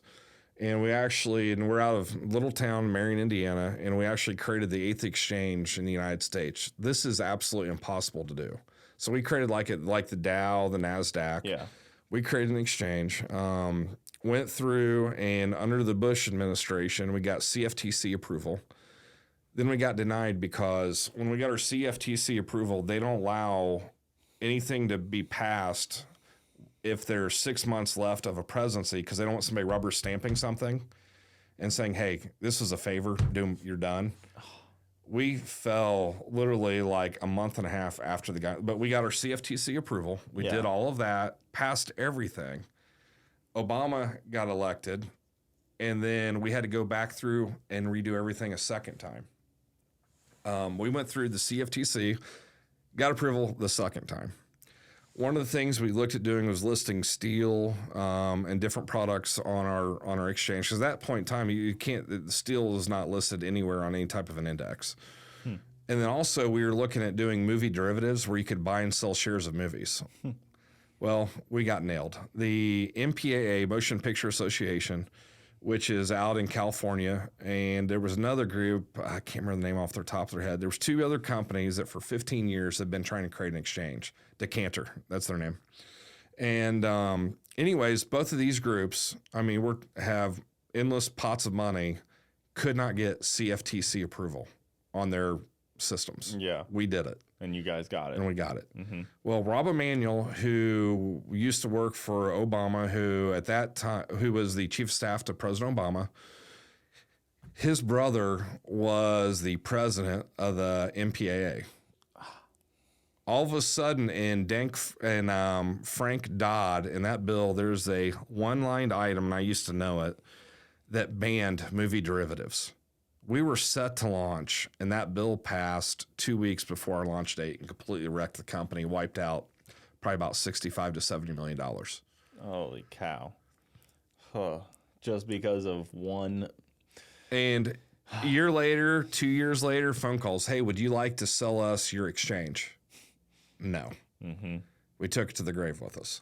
Yeah. So I've been there on the forefront of something new and exciting and watching it in the hype of, hey, we're actually doing that. We ran our betas, we ran our test. We were ready to go live. We had financial backers to back the back end of the model, the front end, the back end. And the whole thing went bust, all because of Dodd-Frank. Yeah. In one-lined item that had absolutely nothing to do with what was in that bill. So on Twitter a lot, I post about my hatred of government. And, I'm self-proclaimed libertarian because I don't like either side. And Dead center. Yeah, exactly. And, it's pretty easy to claim libertarian because especially right now, yeah. It's hard for people to really argue with that stance where you're like, I just want them to not do anything to try to help me. Can both sides don't just try to help me. Yeah, get the government out of it. Exactly. Let us let the market, and that's the big thing on agriculture, let the market dictate what the actual things are. Yeah. Quit coming out with these bogus numbers. Yeah. It's hard for us in farming because you can go buy shares of companies. It really doesn't affect them. In you can go buy contracts like corn and beans. Right now, there was like 380,000 short contracts on corn. So right now, the funds are betting that corn's going to be dropping. It doesn't affect those guys. It's our livelihood. It's the farmer's livelihood. We got to find a different way to be able to market our products to where, there's no way that you ought to be able to gamble on my livelihood. And I don't have a say about it. And that's what's happening is you got these big funds coming in, kind of like the government, dictating, telling, and they're the ones driving the market forces based off of what they think with USDA. I can call you farmers in Iowa, Nebraska, all over the country, and we can have a discussion. We're all in agreement. We all know what each other's yields are. We know what's being used, what's being processed. And so I'm 100% agreement with you. Just let us do what the hell we want to do. I mean, you need guidelines, but don't force something. It's like the EV thing. EVs are cool. That's great. You know what? I had a tractor with a push button where I could go into my tractor or my combine and I could drive themselves for 20 years. Tesla and Elon Musk, it's nothing new, dude. It's pretty sad when a tractor's been doing that way before your Tesla. Yeah, your John Deere. Yeah, been doing but that. they're forcing electric. You know, there's a big thing of electrification in the agricultural world. Everybody's like, well, when are you going to start having electric? How are you going to have a 640 horsepower tractor run on electric? It's not going to happen. Anything over 90 horsepower, even up to 90 is sketch because of the amount of weight and everything, but the amount of juice, the power we go through. So, yeah, electric is cool. I mean, it's a fascinating technology. And you're seeing the pushback. I mean, Ford, GM, Chrysler, all these guys went so far in on betting on this thing without really asking the consumer, what do you want? I was going to say, is but why did they do it? Because the government told them they had to. So, you know, it's really fascinating because Toyota said, we're not going that way. You know, Toyota's sitting in better shape than any of them. Toyota said, look, we think that hybrids are the way to go. Yeah. You know, and you look at what they're doing, and now you got Ford and GM, and how many billions and billions of dollars have been spent on engineering. Over by us in Kokomo, Indiana, they are building 2 massive battery plants that are they're from the groups are from South Korea. So they're building these battery plants. They're hiring people. They're not even using American labor to build them. And then on top of that, they're going to be flying every 6 months. It's going to be a group of South Koreans, and I got nothing against those people, but they're flying them in. They work in the plant, work here 6 months, go back to South Korea. It's not going to even. There's like over 6,000 jobs going to be created. They're not even coming from the United States. Why even build them on U.S. soil then? Exactly. I know in Atlanta that's why the drag strip in Atlanta closed to build a battery facility. Yeah. And so right now you've got these 2 monstrosity facilities being built by Chrysler.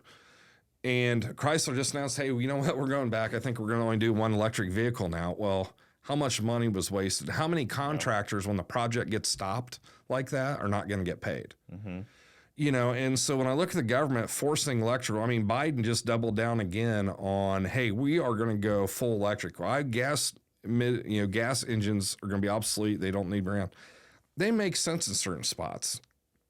You know, they don't work for out in the country. When you're out in the cold where we're at, like 35, Cooper, you need to come out sometime and hang out with me. It's 25 to 35 below zero and work outside with us. Oh, but, man. Be hard pressed. But those cars were dying left and right. And like I said, it's the government really forcing it down your throat. You know, let the market dictate. Yeah. You know, and so like I said, it's a crazy time period right now. It just doesn't make sense because you've been in these meetings, like you said, you've been in the renewable meetings with, you know. Yeah, I've been in the meetings when we were discussing, and I actually like hydrogen technology. I think hydrogen by far, if there's one thing that I really do believe will go, it'll be hydrogen.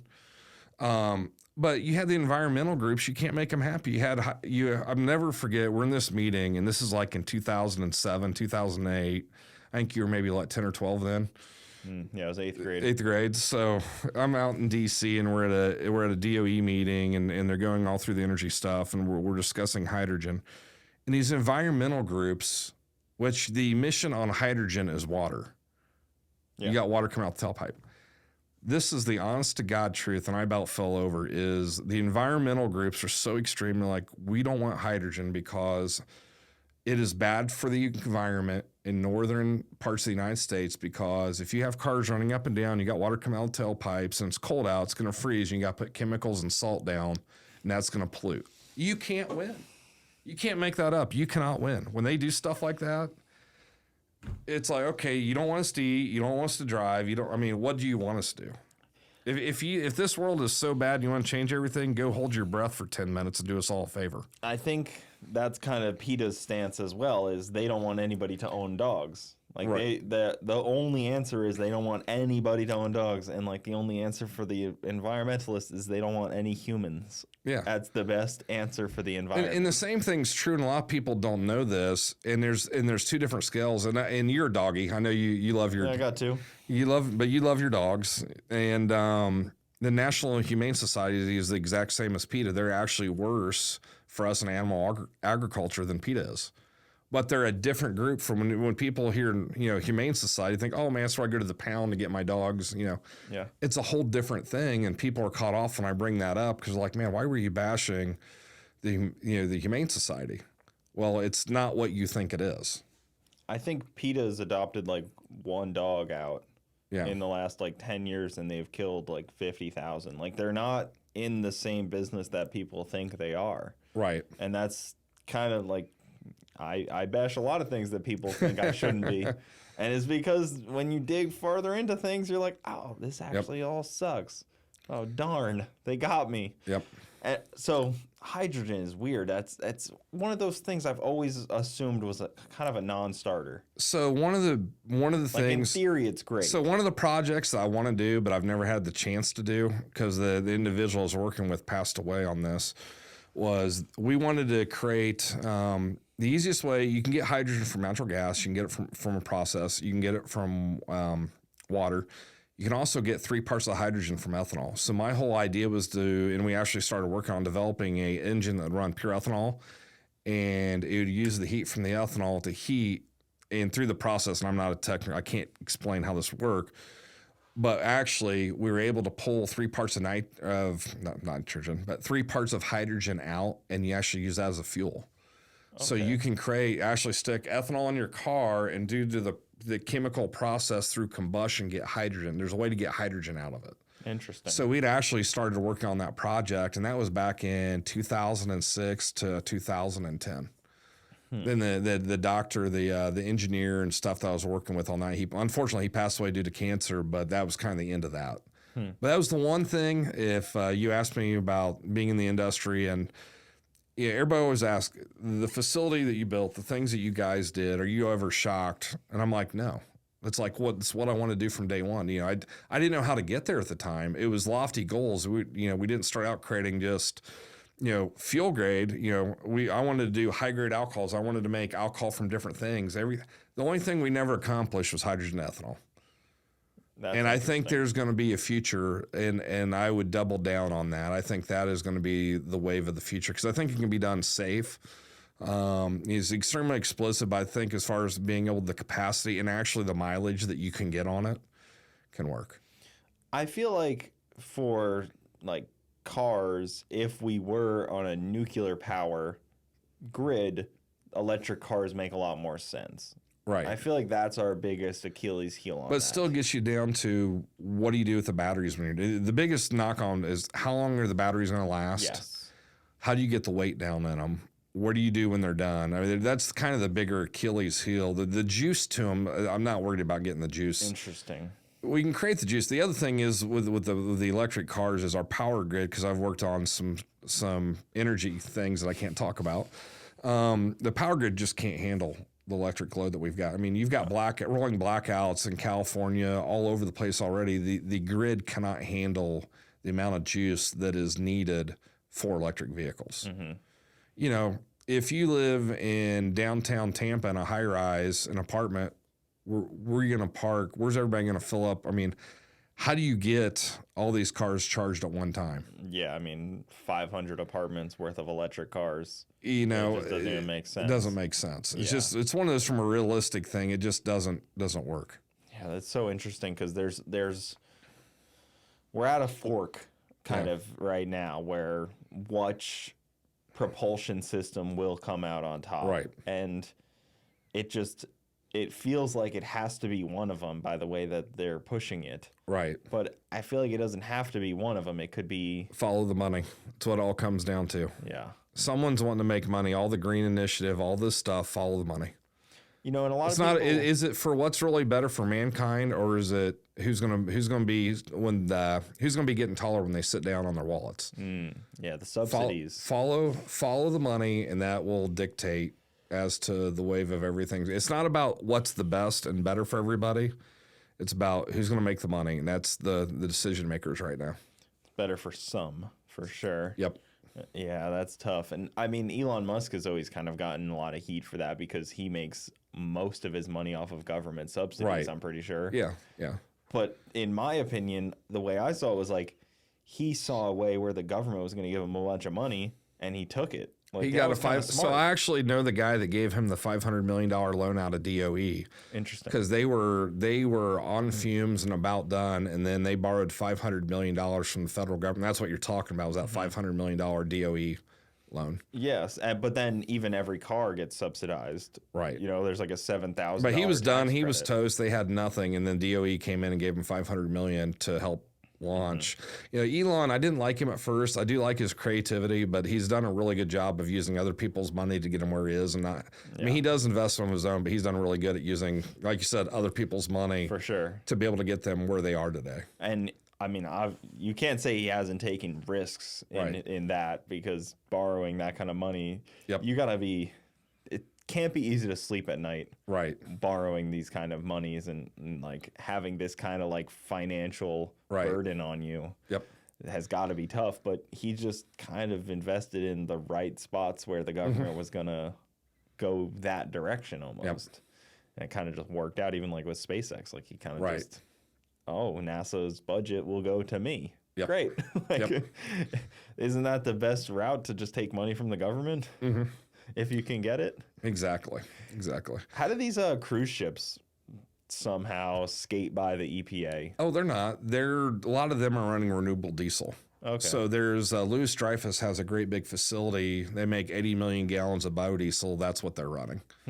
So no, they're doing clean diesel. Matter of fact, GOGL is a big shipping company based out of Norway. They do a lot of bulk dry containers going around the world, and so no, they've already refactored in for those guys. Part of what I was talking about with the banks, the loans, and who do you work with based off your carbon score? That's already happening and been happening in the shipping world. They've just been kind of quiet about it. Well, because in the car industry, everybody likes to point their finger. They're like, I'm only doing this, but look at this guy. And like, you know, a lot of these guys have already dealt with it, and they have, you know, Carnival Cruise has teams of people that are on this and handling these situations. Yeah, no, especially like it's way worse in Europe as far as what they're doing like environmentally. You know, it's kind of one of the things that we've kind of stayed away from is they've got a cradle to grave. So if I sell to like into the UK, if I sell you this, I have to guarantee this is not going to end up in a landfill.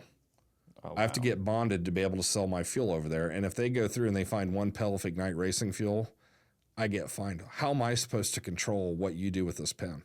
They want you to be able to guarantee that everything you sell over there gets recycled.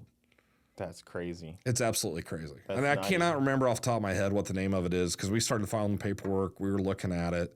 And then they're like, here's what we want you to do. We want you to get a bond. And then what happens is if we go out and we find something, we're going to start pulling money out of that. It's like, well, I can't control. Heck, I can't control what my daughter does, let alone hardly, you know, somebody else halfway across the pond. Yeah, so some random dude that has my fuel. has my fuel and just chucking, you know, pails. Heck, if I was smart, I'd go over there and find my competition, buy like 10 of their pails, run out to the junkyard and be like chucking them over the fence, call them like, hey, I found their stuff. You know, just sell everything, no labels. Yeah, exactly. The label's biodegradable. It breaks down as soon as... So Cooper, a question I get a lot is, like I said, I get messages nonstop from young racers. You know, everybody wants to be YouTube famous. What is your advice to a young kid, 18, 19, 20 years old? What would you advise them on if you want to take this career path? What would you advise them to do?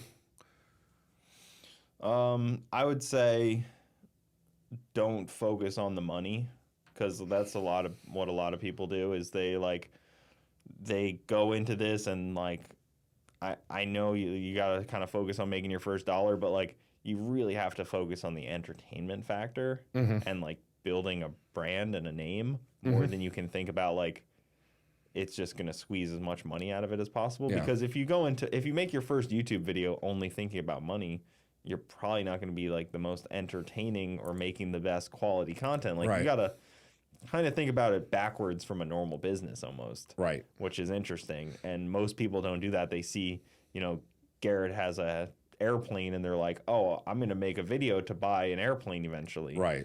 But Garrett didn't start like that. He started because he had fun making racing videos with his friend, and then one thing led to another. Showed up, and then it's like, oh, cool. I can keep doing this because I got this check. not the other way around.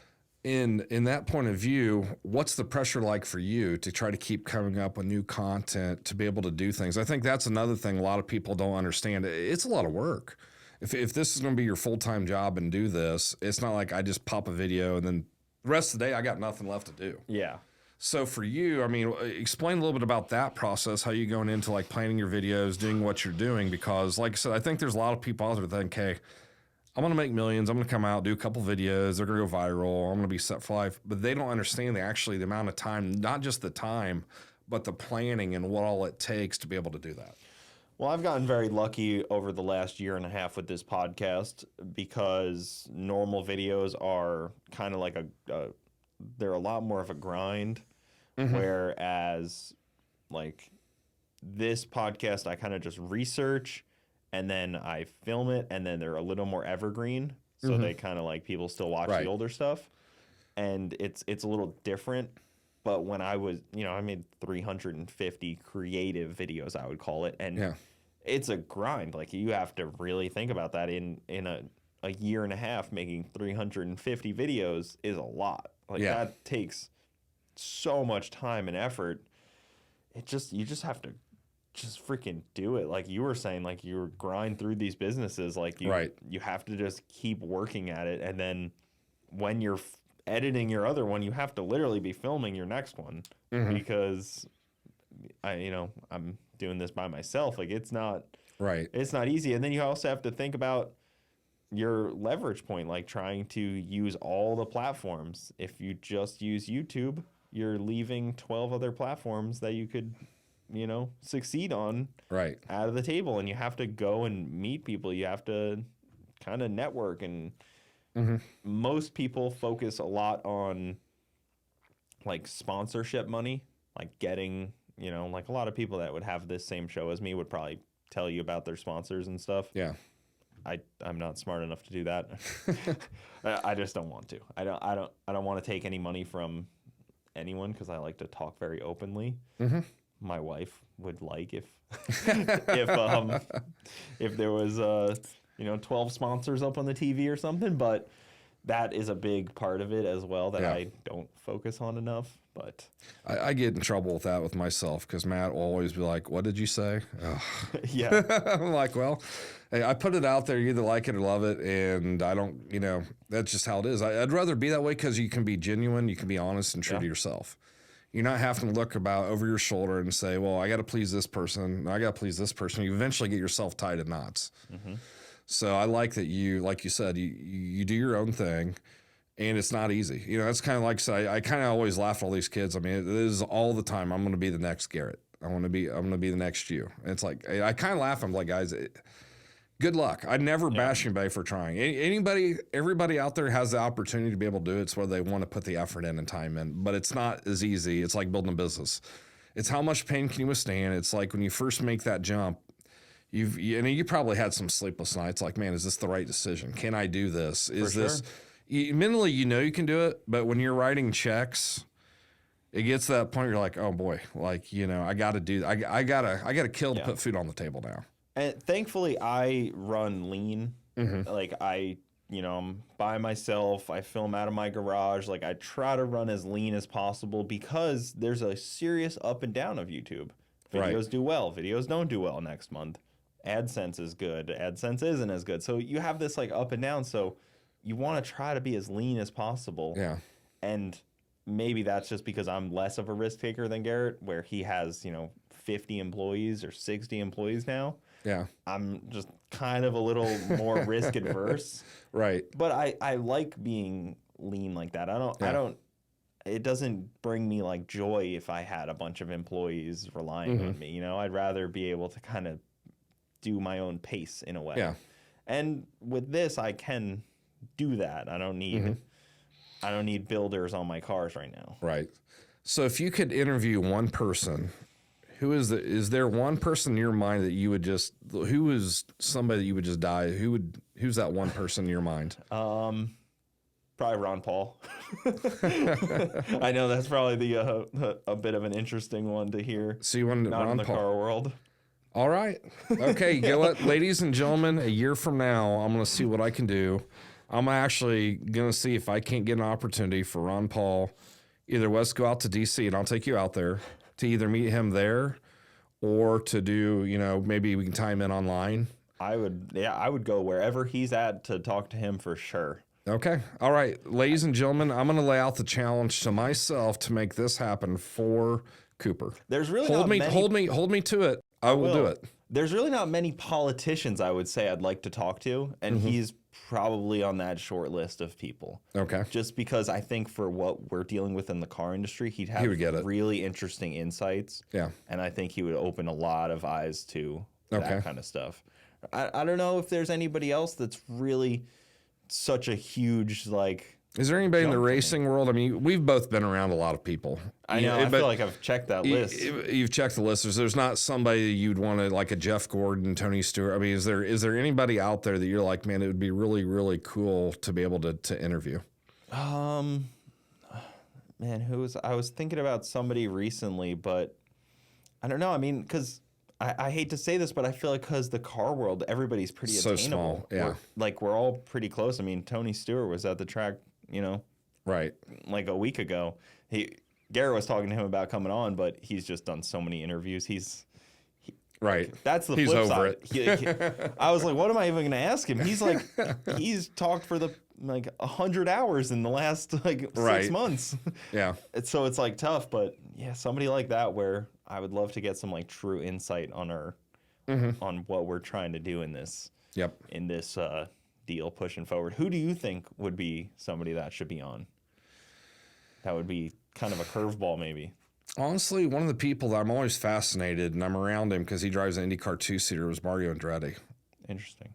Who kind of came from nothing, raced F1, came over here. Super nice guy. I mean, he's been out. I think they finally won't let him do it, but he's been driving the IndyCar 2-seater for years. I mean, up into his upper 70s. Yeah. That's wild to think. I'm with a 78-year-old going 180 miles an hour around the Brickyard. Yeah, that's a scary one. I think chatting with, some of the original engine builders, a guy that I really look up to helped me really get started. Just blanked out on his name. Harry Ruska that started up Precision Turbo, then has HPT Turbo now. Yeah. Harry started in Sport Compact doing stuff back in the late 70s, early 80s. To me, I like to learn from history. Yeah. It's not about the young guys. I like to find from the guys who, when racing really got started and starting to become popular, what drove you? What made you be the different guy? That's back in, everything before then was pretty much NA. So you kind of have the grandfather of building turbos. What made you want to start building turbos? What was your thought process? Some of those older guys, and as they're getting older, with superchargers and different things, a bunch of those older crowd, they're not really around that much anymore. But really to find out from them, because what has really been advanced in racing since then? Yeah. It's horse and buggy to car. And those guys took the leap with the turbos and the superchargers, but what gave them the crazy idea to do that? And that was back in the day before you had all the safety stuff too. These guys, nobody, half the people today would not do anything. It's like, AJ Foyt and Mario racing Indy without a cage. They're sitting in there racing their cars in kind of the wide open. People nowadays like, oh, hell no. Yeah, people got launched out of those things. Guys had balls. Yeah, the death rate on those cars was very high. Yeah. Racing. Oh, one topic that I kind of have been focusing a lot on, too, is I think it's great, especially having a daughter who I support, is women in racing are really coming along. Yeah. I mean, it's not that they haven't been, but it's the uptick, the quality, the passion. It's been a lot of fun. I've been able to work with a lot of amazing women and to watch them grow. And I think that's kind of one of the exciting things. And I think that's what the sport really kind of needs too. A lot of guys won't like that, but it helps in the numbers of getting more people out there, getting younger kids to be involved. Mm-hmm. So I think that's kind of one of the things. I got a young kid down in Lake Havasu, Sadie Muir racing jet skis, who is just doing a phenomenal job racing, but social media, who actually gets it. And I got a lot of young kids that I'm working with, Cam Powell and Jay Finelson, who are stand-up jet skis, and they do sit-downs, OPA, and different things, or P1 Aqua X. Amazing talent. There's a lot of good young kids out there right now, and I'm excited about that. But I think one of the cool things is really watching some of these women that, who are starting to do their own builds, who're starting to do a lot more of like what you've done with your own type of, hey, I'm going to build my car, watch this how we do it. It's been fun to kind of see that grow also, and to get to know those ladies. Yeah, it's cool, and I try to tell people this all the time. Like, the drag strip does not care about your gender, your race, your bring anything. what you got. It does Exactly. not care. Like a wind light doesn't care. Like no one cares. Like that drag strip does not care. It's not racist. It's not sexist. Like you can just go out there with like anyone. It's pretty great. It's a very unison sport, and especially once you're sitting in that car, nobody even knows. So like it's a heads up drag race at that point. Yeah. It's such a great sport for that reason. Yep. And that's what I love about that. And that's what's been kind of exciting too, is seeing the women really kind of jump in and getting more active and everything. Yeah, it's definitely growing, and Streetcar Takeover has done a good job at trying to promote that a lot. And it's definitely it's a good thing to push for in this sport. I like that a lot. Yeah, Sophie's done a really good job. Yeah, it's cool. I like the women in motorsports, and Chase and Justin. We talked about that a little bit on their episode, that they're pushing so much for that. Yep. But anybody in the motorsports is great. Any person of any gender, great to join the motorsports. It's a pretty unison, uniparty. Yep. You could say it's awesome. But man, this was fun. We're about wrapped up here. Jay, I know last time you famously gave out your phone number. I don't know if you want to. You got a question? Call me 765-618-4013. That's my cell. I'll answer 24/7. Literally, a ton of people called me. Then when I answered, they couldn't believe it. Yeah. But, I don't care. That's what it's about. I mean, I want to hear what you're thinking. I want to hear what your point of view is. If you have questions, great. If you disagree with me, tell me. That's fine. I got no problem. You may see a point of view that I didn't know, and I'd like to learn from it. So don't be afraid to shoot me a text or give me a call. Yeah, I love it. Jay, great job, Cooper. I'm very proud of you, brother. Thank you, man. Congratulations. I love that you support me so much. It means the world. Everything that Ignite has always, done to support me and Garrett, and everything, especially helping us up when we were nothing, and it's just huge. I love everybody growing together too. So good deal, guys. All right, Rand Paul, I know what I got my homework. I got my assignment. We'll see if I can deliver. He's getting old, so I gotta try to get to him now. So but thanks, guys. We'll see you next time. All right.